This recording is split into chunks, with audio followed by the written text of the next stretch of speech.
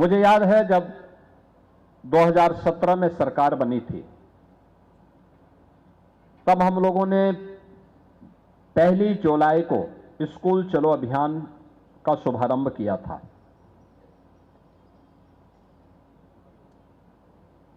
उससे पहले मुझे प्रदेश के अंदर अलग अलग जनपदों में जाने का अवसर प्राप्त हुआ था और मैंने इस बात को अनुभव किया था कि उस भ्रमण कार्यक्रम के दौरान मुझे बेसिक शिक्षा विभाग के भवन की जर्जर स्थिति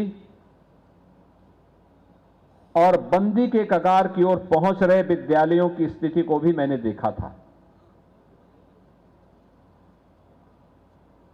मैं एक जनपद के एक विद्यालय में गया था जहां पर प्रधानाचार्य ने मुझसे बताया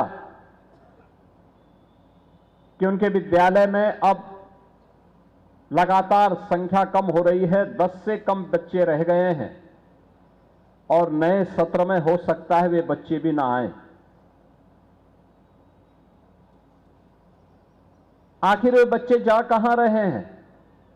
जब मैंने प्रश्न किया, उन्होंने कहा साहब बच्चों में पढ़ने की रुचि नहीं। मैंने कहा बच्चों में पढ़ने की रुचि नहीं है या आप लोगों की पढ़ाने में रुचि नहीं है? ये दोनों में अंतर है।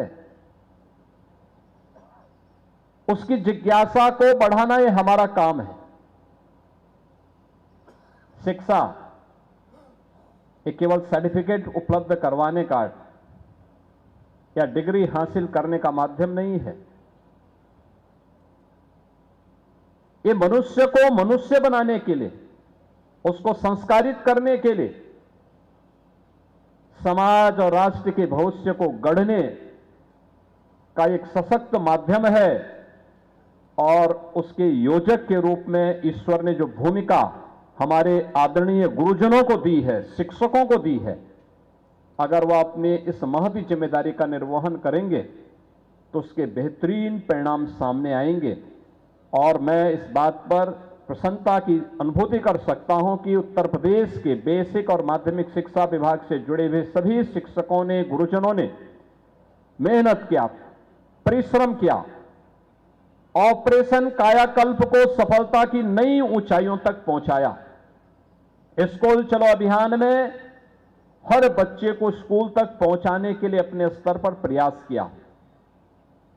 आज परिणाम क्या है? आज ऑपरेशन कायाकल्प की जब बात आती है तो भारत सरकार के नीति आयोग ने भी देश के अंदर शिक्षा के सक्सेस स्टोरी में उत्तर प्रदेश के हिस्से में जो सबसे सक्सेस स्टोरी दी है वह ऑपरेशन कायाकल्प को दिया है कि ऑपरेशन कायाकल्प में कैसे 1,36,000 से अधिक विद्यालय बुनियादी आवश्यक संसाधनों से युक्त हुए हैं। कैसे ऑपरेशन निपुण के माध्यम से सामान्य शिक्षा के बारे में बच्चों के मन में जिज्ञासा बढ़ी है और उन्हें अक्षर ज्ञान और अंकों का ज्ञान हुआ है। ये सभी वे उपलब्धियां हैं जिसने उत्तर प्रदेश के अंदर बच्चों के मन में स्कूल जाने का, और ये तभी संभव हो पाया जब शिक्षा विभाग के अधिकारियों ने और हमारे शिक्षकों ने मेहनत की, परिश्रम किया। और आज परिणाम हमारे सामने है कि जो जर्जर हो चुका था वही विद्यालय में 3 वर्ष के बाद गया।